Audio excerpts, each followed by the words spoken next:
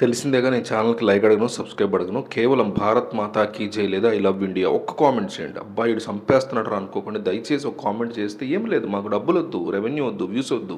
మాకు కావాల్సింది like, channel subscribe కూడా వద్దు. మాకు కావాల్సింది ఐ లవ్ ఇండియా లేదా భారత్ మాతా కీ జై. ఈ రెండిట్లో ఒక కామెంట్ కొండంత బలాన్ని ఇస్తుంది మాకు. ఈ కామెంట్ అనేది ఎప్పుడైనా సరే మీరు గుర్తుపెట్టుకోండి. దయచేసి కామెంట్ ఇచ్చి వీడియో చూడడం కంటిన్యూ చేయండి. జూనియర్ ట్రంప్ యొక్క కొడుకు ఇండియాలో అడుగు పెడుతున్నాడు, వచ్చాడు కూడా. వెళ్ళే ముందు నాన్న నేను వెళ్తున్నాను ఇట్లా ఇండియా అంటే, ఎందుకురా ఏం పని నీకు అంటే, చెప్తాను చాలా ఇంపార్టెంట్ మ్యాటర్ ఉంది ఇండియాలో, వెళ్ళొచ్చిన తర్వాత నీకు చెప్తానని చెప్పి ట్రంప్కి చెప్పాడు ఈయన. సో అలాగే వెళ్ళరా జియో బేటా, వెళ్ళరా సంతోషంగా అన్నాడు. అన్నిసార్లు ఎందుకు అన్నాడు అంటే, రిలయన్స్ జియో నేరుగా ఉదయ్పూర్కి వెళ్ళాడు. తాజ్ హోటల్స్ ఉంటాయి ఇక్కడ, world famous Udaipur Taj hotels. బాగా డబ్బున్న వాళ్ళు, అమెరికా యూరోప్ నుంచి వచ్చిన వాళ్ళు ఉదయ్పూర్ వెళ్తే ఆ హోటల్లోనే వాళ్ళు బస చేస్తారు. వెళ్ళాడు. విచిత్రమైన విషయం ఏంటంటే, ఒక ప్రముఖమైనటువంటి వార్తాపత్రిక కానీ టీవీ ఛానల్ కానీ దీనికి సంబంధించినటువంటి న్యూస్ను వాళ్ళు పబ్లిష్ చేయలేదు.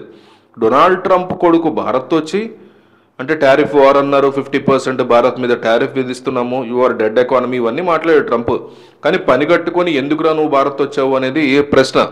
అంటే వార్తాపత్రికలు దీనికి సంబంధించినటువంటి కవరేజ్ ఎందుకు ఇవ్వలేదు అంటే, ఇతను ఒక పెళ్లికి వచ్చాడు. తాజ్ హోటల్లో 140 మంది స్పెషల్ గెస్ట్లు, 40 దేశాలకు సంబంధించినటువంటి దిగ్గజ వ్యాపారులు ఇక్కడికి వచ్చారు.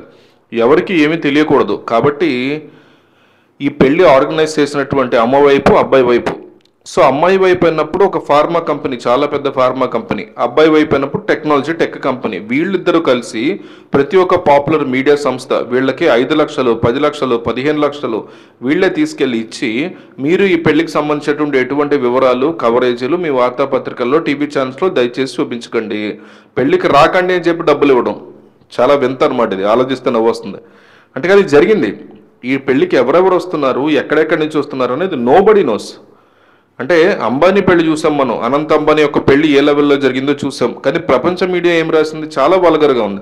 నా దగ్గర ఇంత డబ్బు ఉందని చెప్పి ప్రపంచానికి చూపించడం ఏంటిది, ఎంత పెద్ద తప్పు. సచిన్ టెండూల్కర్కి వజ్రాలకు సంబంధించినటువంటి వాచ్లు ఇచ్చారు, షారూఖ్కి, సల్మాన్కి, ఆమీర్ ఖాన్కి ఇలాంటి వాచ్లు ఇచ్చారు వాళ్ళు. సో అలాంటి వాళ్ళు వాచ్ కొనుక్కోవాలంటే కొనుక్కోలేరంటే కొనుక్కోగలరు. డబ్బున్నవాడి గురించి ఆలోచిస్తాడు. ఇదే కదా నిజం. సో ఎలాంటి దుష్ప్రచారం జరగకూడదు, ఇది ఒక వల్గర్ వెడ్డింగ్ అని ప్రపంచం చెప్పకూడదని మీకు ఎటువంటి మీడియా కవరేజ్ లేకుండా సైలెంట్గా ఉదయ్పూర్లో ఈ తాజ్ హోటల్లో 140 మంది గెస్టులు, పెద్ద పెద్ద దిగ్గజ వ్యాపారులు, దాదాపు 40 దేశాల నుంచి వచ్చారు. బ్లాక్ రాక్కి సంబంధించినటువంటి CEO ఉన్నాడా, జెనిఫర్ లోపెజ్ అయితే అక్కడికి వచ్చారు. జెనిఫర్ లోపెజ్ లాంటి వ్యక్తి హాలీవుడ్లో ప్రముఖ నటి, సింగర్.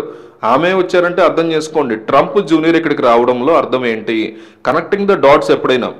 సో అమ్మాయి తరఫున వాళ్ళేమో ఫార్మా సంస్థకు చెందిన వాళ్ళు, అబ్బాయికి సంబంధించిన వాళ్ళేమో టెక్నాలజీ. సో వీళ్ళు వేల కోట్లకు అధిపతులు. అలాంటి పెళ్లికి ఇన్విటేషన్ వచ్చినప్పుడు ట్రంప్ కుమారుడు వచ్చాక వీళ్ళకి ఆ హోటల్లో హై లెవెల్లో మీటింగ్స్ జరుగుతాయి.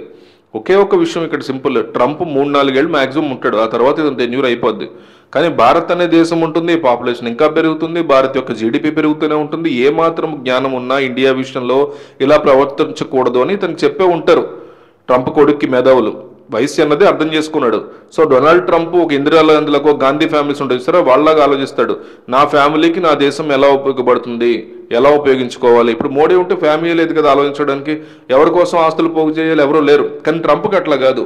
ఇతని కుమారుడు, వాడి కొడుకు, వాడి కూతురు, ఇట్లా వీళ్ళందరి కోసం ఆస్తులు పోగు చేయాలంటే ఎన్నో వ్యాపారాలు చేయాలి. సో నెక్స్ట్ ఇయర్ నేను భారత్కి వస్తున్నాను అని చెప్పి ట్రంప్ ప్రకటించాడు. ఎందుకు ప్రకటిస్తాడు, భారత్కు వచ్చి అతను చేసేదే ఉండదు, మనకు ఒరిగేదే ఉండదు. కానీ అది కాదు వాళ్ళ ప్లాను. భారత్లో ప్రముఖ పట్టణాలు పూణే, ముంబై, హైదరాబాద్, బెంగళూరు ఇట్లాంటివి, వీటిలో ట్రంప్స్ టవర్స్ని కట్టాలి, పెద్ద పెద్ద హోటల్స్ని ఎస్టాబ్లిష్ చేయాలి, క్రిప్టో కరెన్సీని తీసుకురావాలి, ఎనర్జీ సెక్టార్లో ట్రంప్ కంపెనీలు ఉండాలి. ఇవన్నీ జరగాలంటే ట్రంప్ కుమారుడు భారత్కి వచ్చే తీరాలి. సో ఒక వెడ్డింగ్ అన్నాడు, వెడ్డింగ్ అని నేరుగా ఉదయపూర్ వెళ్ళాడు. తాను ఎవరెవరితో మాట్లాడాలో వాళ్ళందరినీ కూడా పిలిపించుకుంటున్నాడు. అక్కడ నెగోసియేషన్స్ అనేవి జరుగుతున్నాయి. ఇంకో రిలయన్స్ వాళ్ళు ఉండొచ్చు, అదానీ వాళ్ళు ఉండొచ్చు, భారత్లో ఉండే మేజర్ కంపెనీస్ అన్నీ ఉండొచ్చు. సో వచ్చిన వాళ్ళు డొనాల్డ్ ట్రంప్ గారి కుమారుడు కాబట్టి వీళ్ళందరూ ప్రతినిధులు వస్తారు. ఎన్నో రకాలుగా నెగోసియేషన్స్, ₹1,00,000 కోట్ల వ్యాపారం చేయడానికి ఏమేమి చేయాలి, సలహాలు సర్వము జరుగుతాయి. సో ఇక్కడ ఏంటంటే నెక్స్ట్ మంత్ వ్లాదిమిర్ పుతిన్ గారు వస్తున్నారు. ఎలాంటి ఒక ఈవెంట్ అంటే ఆయన వచ్చేది సుఖాయి 57కు సంబంధించి, అంటే ఈ ప్రపంచంలో నెంబర్ 1 5th జనరేషన్ స్టెల్త్ విమానం. అంటే భారత్ దగ్గర లేనిది ఏంటంటే 5th జనరేషన్ స్టెల్త్ విమానం, యుద్ధ విమానం లేదు. వచ్చేవాడు వరల్డ్స్ నెంబర్ 1 మనం కొంటున్నామా ఇక్కడ అంటే కాదు, మీకు భారత్లోని జాయింట్ వెంచర్ ఇది. పుతిన్ వర్గాల నుంచి వస్తున్నటువంటి వార్తలు, సుఖాయ్ 57 కాదు, మీ కెపాసిటీ అది కాదు, సుఖాయ్ 75 చెక్ మేట్, దీన్ని మనం భారత్లో తయారు చేయాలి. మీరు మేము కలిసి జాయింట్ వెంచర్లో సుఖాయ్ 75 గురించి డీల్ చేస్తే ఆల్మోస్ట్ మనం 6th జనరేషన్కి వెళ్ళిపోతున్నాం. అంటే ఏది లేదో బంపర్ ఆఫర్ తగిలినట్టుగా ఇవాళ top class 5th generation stealth విమానం భారత్లోకి రాబోతుందంటే ఇది మామూలు వార్త కాదు. సో ఇప్పుడు భారత్ని ఇక్కడ మనం చాలా పాజిటివ్గా చూడాల్సినటువంటి సిచ్యువేషన్ ఉంది.